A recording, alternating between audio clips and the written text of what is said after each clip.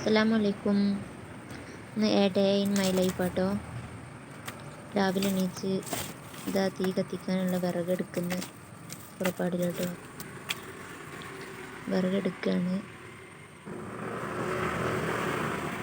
ഇതൊക്കെ താഴെ കൊണ്ടുപോയിട്ട് തീ പിടിപ്പിച്ച് നമുക്ക് ഇന്നത്തെ ദിവസം ആരംഭിക്കട്ടോ. കുട്ടപ്പൻ ഇതാ എഴുന്നേറ്റിങ്ങാണ്ട് ആവിയിടുകയാണ്.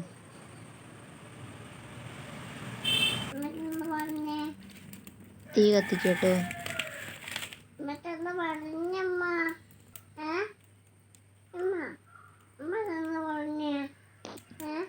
ഫസ്റ്റ് തന്നെ ചായക്കുള്ള വെള്ളമാണേ. ചായക്കുള്ള വെള്ളം വെച്ച് ഇടയിൽ ഇതാ അനുക്കുട്ടൻ സ്കൂളിൽ എക്സ്പെരിമെൻ്റ് ചെയ്യാൻ വേണ്ടിയിട്ട് കുറച്ച് വൻപയർ മുളപ്പിച്ചതായിരുന്നു. അത് നന്നായിട്ട് മുളച്ച് വന്നിട്ടുണ്ട്. ഇപ്പോൾ എക്സ്പെരിമെൻറ്റും ആയി, ഞങ്ങൾക്കൊരു കൃഷിയായി. ഇപ്പോൾ നന്നായിട്ട് വളരുന്നുണ്ട് കേട്ടോ. ഇനി അടുപ്പത്ത് പോയി നോക്കാം. ഇതാ വെള്ളം തിളച്ചിട്ടുണ്ടേ. ഇനി ഈ വെള്ളത്തിൽ നിന്ന് ചായക്കുള്ള വെള്ളം എടുക്കുകയാണ്.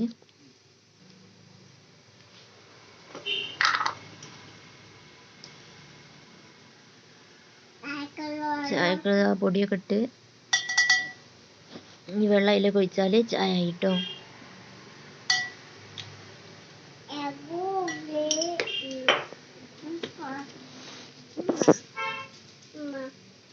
ചായൻ്റെ കടി ഉണ്ടാക്കുന്ന ഒന്നും എനിക്ക് വീഡിയോ എടുക്കാൻ പറ്റിയില്ല കേട്ടോ.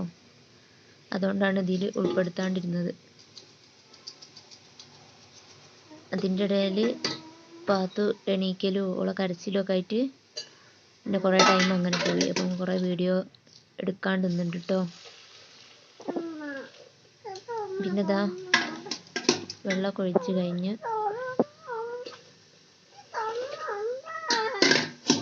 ഇനി അടുത്ത വർക്കാണേ.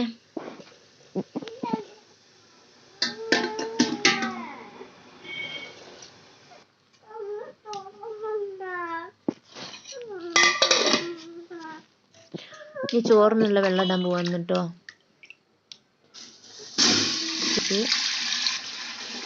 അതിൻ്റെ ഇടയിൽ ഇനി ഒരുപാട് പണിയുണ്ട്. ഇനി വേറെ ജോലിക്ക് പോവാട്ടോ. എൻ്റെ ഇടയിലാണ് ഇക്കാക്ക കുറേ ഒരുപാടുണ്ട്. പിന്നെ ഇതാ ചെറിയ കുഞ്ഞു മത്തിയില്ലേ, ഇത് കൊണ്ടുവന്നത്. അത് ഇങ്ങനത്തെ മീനൊക്കെ കൊണ്ടുവരുമ്പോൾ ആദ്യമൊക്കെ ദേഷ്യമൊക്കെ കഴിഞ്ഞു. ഇതെങ്ങനെയാ അത് ഇത്ര ടൈം വേണത് മുറിച്ചെടുക്കാനെന്നൊക്കെ. പക്ഷെ അതിനൊക്കെ ഉള്ളൊരു ടെക്നിക്ക് ഉണ്ട് കേട്ടോ. ഞാൻ മീൻ മുറിക്കുന്നതിലേക്ക് എത്തിയിട്ടില്ല. ഇനി മീൻ മുറിക്കുന്ന ആ ടൈം ആകുമ്പോൾ ഞാൻ ആ ടെക്നിക്ക് കാണിച്ചു തരാം കേട്ടോ. ഞാൻ അതിൻ്റെ മുന്നേ ഇട്ടുണ്ടായിരുന്നു, ഒരു ഷോർട്സ് ആക്കിയിട്ടുണ്ടായിരുന്നു. ഒരു ടെക്നിക്കിലൂടെ പെട്ടെന്ന് മീൻ മുറിച്ച് കഴിയുന്നത്. പിന്നെ ഇതാ അതിൻ്റെ ഇടയിൽ അലക്കാനുള്ള ഡ്രസ്സൊക്കെ മെഷീനിലിട്ട് അത് ബാക്കി ജോലി തീരുമ്പോഴത്തേന് ഡ്രസ്സൊക്കെ അവിടെ കിടന്ന് അലക്കലൊക്കെ പെട്ടെന്ന് കഴിഞ്ഞു കിട്ടും. ഇതിൻ്റെ ഇടയിൽ കൂടി ആകുമ്പോഴേ ഉള്ളൂ അങ്ങനെ ഫുള്ള് നടക്കുന്നുള്ളൂ. അതുകൊണ്ടാണ് ഇതിൻ്റെ ഇടയിലാണ് ചെയ്യാറ്. ഡ്രസ്സ് ഞാൻ അവിടെ കിടന്നാവട്ടെ. ഇനി അടുത്ത ജോലിയിലേക്ക് പോവാട്ടോ. അരി ഇടാൻ പോവാണേ. വെള്ളം തിളച്ചിട്ടുണ്ട്. ഇതാ അരി എടുക്കാൻ പോവാ.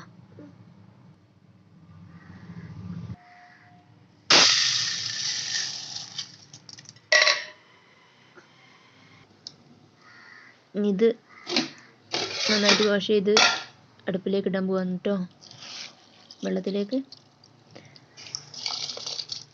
അപ്പം അതും അവിടെ കഴിഞ്ഞ് ഇനി അത് വേവുന്ന ടൈമിൽ വേറെ ജോലികളുണ്ട് കേട്ടോ. അതവിടെ കിടന്ന് വേവട്ടെ.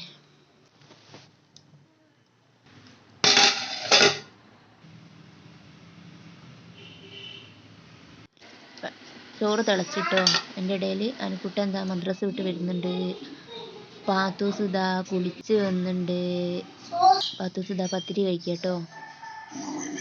TV കാണുന്നുണ്ട്, പത്തിരി കഴിക്കുന്നുണ്ട്. ഇനിയിപ്പോൾ ഇതാ കോഴിനെ തുറക്കാൻ പോവാട്ടോ. കോഴിക്കുള്ള ഫുഡാണിത്. ചോറും കറിയൊക്കെ അവർക്ക് നന്നായിട്ട് കറിയൊക്കെ വേണം ചോറിന്. ഇതവിടെ തുറക്കാൻ പോവാണേ. ഇവരെ പുറത്തേക്ക് വിടില്ല കേട്ടോ. ഇവർക്ക് വീട്ടിൻ്റെ ഉള്ളിൽ നിന്ന് തന്നെ ഭക്ഷണം കൊടുക്കുക ചെയ്യാറ്. ഇവർ ചെറിയ കുഞ്ഞുങ്ങളാണ്. ഇതാ ഒരാളത് അതിൻ്റെ മുകളിൽ പിടിച്ചിട്ടുണ്ട്. അതെന്തിനാന്ന് നിങ്ങൾക്ക് ആർക്കെങ്കിലും മനസ്സിലായോ? ഇവൻ വല്ലാത്ത ശല്യക്കാരനാട്ടോ, എല്ലാവരെയും കൊത്തു. അപ്പോൾ അവനെ മാത്രം തനിച്ച് അതിൻ്റെ മുകളിലിടലാട്ടോ, എല്ലാവരെയും കൊത്തിക്കളയുന്നു. ഇതാ ഇവരും ഇതാ വലിയ ചാടക്കാരാണ്. ഇതാ ഇവരൊക്കെ ഓരോരുത്തരോരോന്നിലാണ് ഇടൽ. ഇല്ലാന്നുണ്ടെങ്കിൽ ഓരോരുത്തരായിട്ട് ഇങ്ങനെ കൊത്തു. ഇതവർ ഹസ്ബൻഡും വൈഫും എന്നും ഒരുമിച്ചാട്ടോ. ഇവരെ ഞങ്ങൾക്ക് പഞ്ചായത്തിൽ നിന്ന് കിട്ടിയതാണേ. ഇവരെയും തുറക്കാറില്ല. മുട്ടക്കോഴിയാണ്.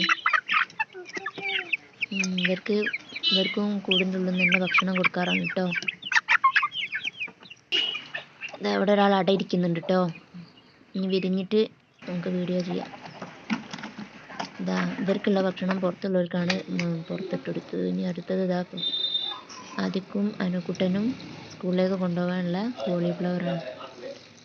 ഇത് തിളച്ച വെള്ളം ഒഴിച്ചിട്ടുണ്ട് കേട്ടോ. അതിലൊരു ചെറിയ ചെറിയ പുഴുക്കളുണ്ടാവും, ഒരു പച്ച കളറിലും വൈറ്റ് കളിലും ഒക്കെ. അതൊക്കെ പോകാൻ വേണ്ടി ഞാൻ ചൂടുവെള്ളത്തിലിട്ട് നല്ലോണം കഴുകി വൃത്തിയാക്കി മല്ലിപ്പൊടി ഇട്ട് മുളക് പൊടി ഇട്ട്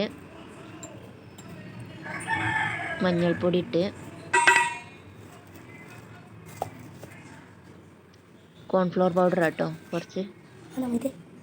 അതൊക്കെ നിങ്ങളെ ആവശ്യത്തിനനുസരിച്ചിട്ടാൽ മതി കേട്ടോ. ഞാൻ കണക്കൊന്നും പറയുന്നില്ല.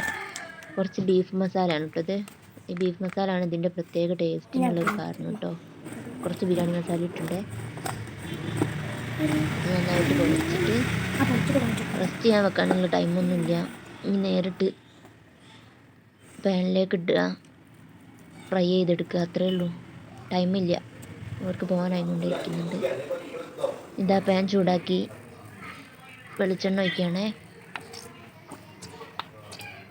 വെളിച്ചെണ്ണ ഒഴിച്ച് കഴിഞ്ഞ് അതിലേക്ക് ഇടാണ് കേട്ടോ.